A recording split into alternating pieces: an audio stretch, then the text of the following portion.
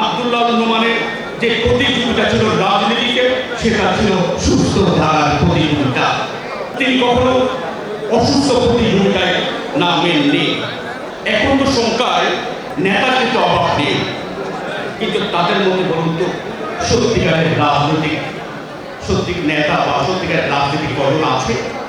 একজন রাজনীতিকের যে অবয়ব আমাদের কল্পনায় ভাসে, তিনি হবেন স্বচ্ছ দেশপ্রেমী, তিনি হবেন স্বচ্ছ জাতীয়তাবাদী, তিনি হবেন জনহিতৈষী, তিনি হবেন পরোপকারী, মানব ধরনের চলনে বলনে সাধারণ, কিন্তু ব্যক্তিত্ব কাজে থাকবেন অসাধারণ।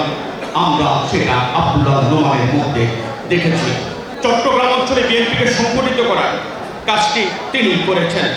তার হাত ধরেই বিএনপিতে তৈরি হয়েছে অনেক নেতা কর্মীর কথা বাদে দিলাম। আমিও তার হাত ধরে আসা সেই স্কুল লাইফের একজন ছাত্র দলের কর্মী।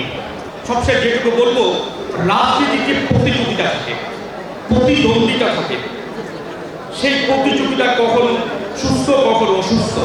আব্দুল্লাহ নোমানের যে প্রতিযোগিতা ছিল রাজনীতিতে, সেটা ছিল সুস্থ ধারার প্রতিযোগিতা। তিনি কখনো অসুস্থ প্রতিযোগিতায় নামেননি।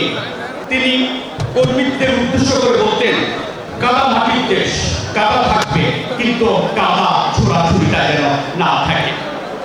আজকের এই দিনে আমি মনে করি বর্তমানে যারা রাজনীতি করেন বা করতে চান, তাদের জন্য আব্দুল্লাহ নোমানের কর্মময় জীবনটা অনুকরণীয় হতে পারে।